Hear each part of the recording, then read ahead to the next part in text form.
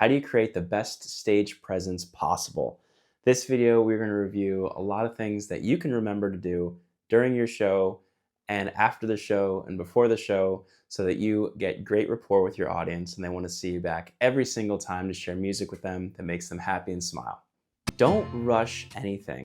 You have a system as far as getting your gear together, getting your setup together, despite whoever may be encouraging you to go faster or to let's get a move on. Sometimes I'm setting up in a residence like, all right, when are you going to get going?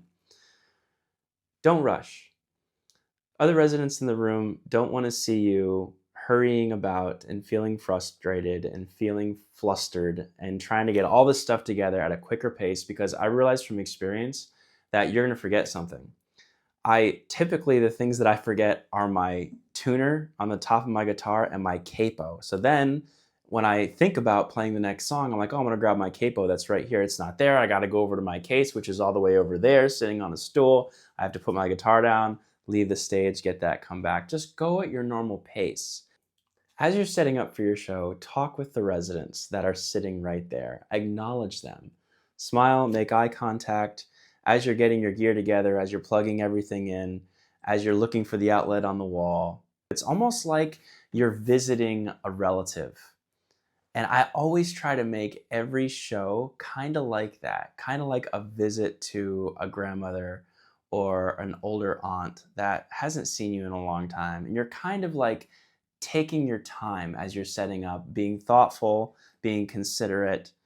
That goes a long way when you're doing the show, because that resident that you were talking to the whole time as you're setting up begins to be the resident that laughs at every one of your jokes. That's the resident that's singing along with your program.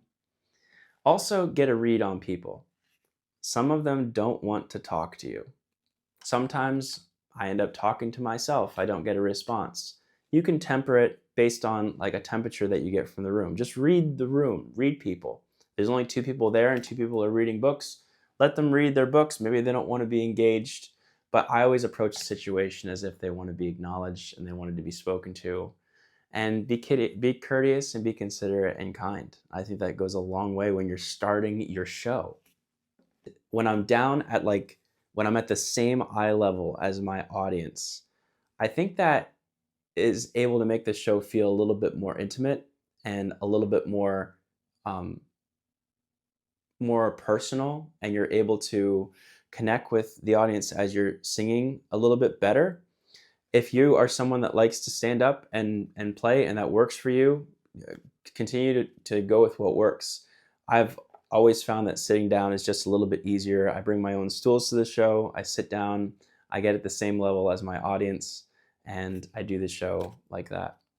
When I'm beginning a song or two at the very start of the show, sometimes a resident asks me right in the middle of the song, what's your name? Where are you from? And I'll be strumming a few chords, and instead of continuing to sing, I answer them. Oh, my name's Chris Ekblom. I live in Derry, New Hampshire.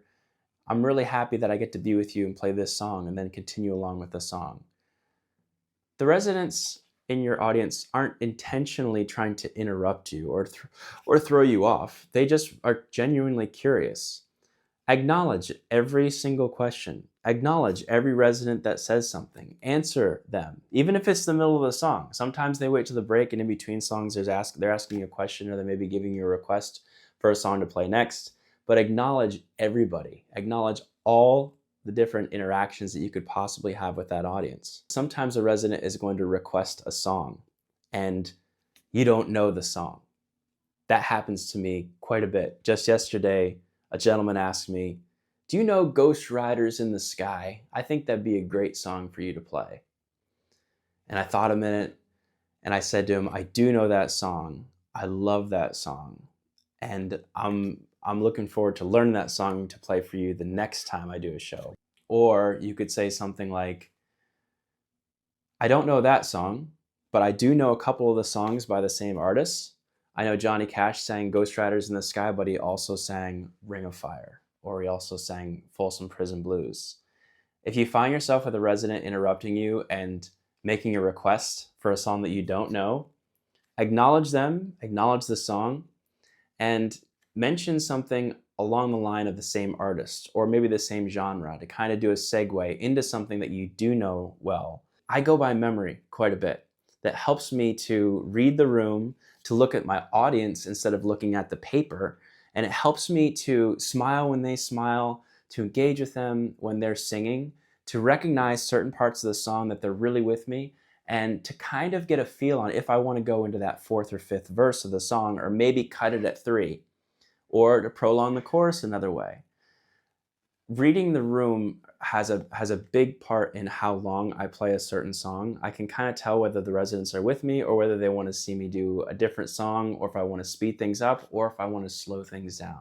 I would much rather have an audience that sees me having fun with the show and looking at them and bantering with them versus looking right down at a piece of paper trying to sing every song exactly the way that it's written.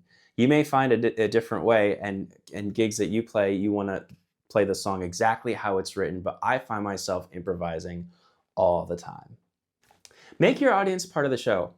Asking them questions in between songs I find is a great way to engage them. It's like, who knows this song by Willie Nelson? And then you start going into On the Road again. Or you're saying, what does this melody remind you of? And you start playing Somewhere Over the Rainbow. Or what movie is this song from? And then start playing like Edelweiss. And as they react to you, sometimes you don't get an answer at all. Sometimes you hear crickets. And then you can go into a story. But give them the opportunity to engage with you, even if it's just nodding their head or giving a pause to let them clap between songs. Make them a part of the show. Make them a part of this experience. I go into stories all the time about growing up with my mother being a piano teacher and wanting me to play the piano. And that was always like a push and a shove kind of relationship. Mom would want me to practice. I wouldn't want to practice. Mom would want me to play. I wouldn't want to play. Raise your hand if you're someone that has got the same feeling when you grew up. And the audience, sometimes they raise their hand, sometimes they don't raise their hand. And then sometimes I'll make a little joke and I'll say, who's never raised their hands before? Looking around the room, I say, I was born in Pennsylvania. Who in this beautiful audience was born in Pennsylvania? Raise your hands up high so I can see everybody. No one raises their hands. I say, I'm the only one. Well, now you can say you know somebody from Pennsylvania. You don't need to be from Pennsylvania to play the guitar, but it does help. Sometimes I get ahead of myself and I want to play a song right after the other one, right after the other one, back to back to back from one song into the other. But if you allow that pause in between and let that song land a little bit with the audience, give them an opportunity to clap or to react, I find that has a much greater effect on them, that has a better ability for you to connect with them and allow them to think a little bit more about the song and how they're feeling based on that song. Senior audience is a very reflective, thoughtful kind of audience, and allowing that extra silence in between your songs helps you to almost put that icing on the cake and say, and here you go. And gives them a chance to clap. It gives you a chance to take a deep breath, put your thoughts together, and go into your next song. Be present during your show. Don't think about how that last song didn't work out too well. Don't think about what you're going to be doing after the show. Don't think about whether your audience is really liking the show or really liking you or not really liking you. Be totally present in the song that you're playing and do the best that you can. I find that even if you're playing a song that your audience doesn't recognize, if you're playing it to the best of your ability and you're playing the notes well and you're singing well and you're really trying to put in some feeling and some heart, you're going to connect with them, even if they don't know the song. Be present in the music that you're playing. Be present as you're engaging with them. Be totally and fully embraced in the moment.